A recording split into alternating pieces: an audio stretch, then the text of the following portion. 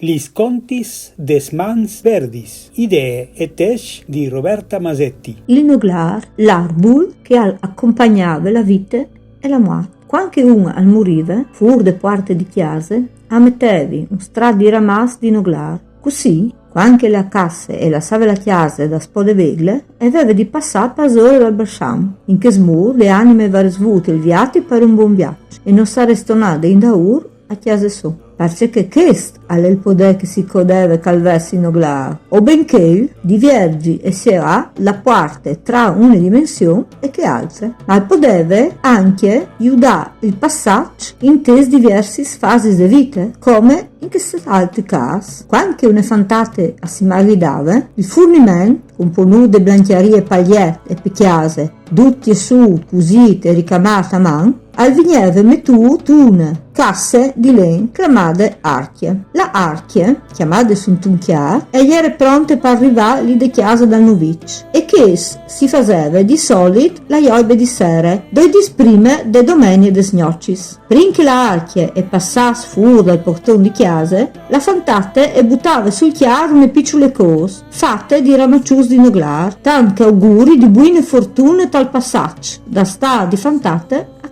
di femmine maridate. Stavano preparando gli gnocchi dal principe e la sposa e ieri arrivava. Mandi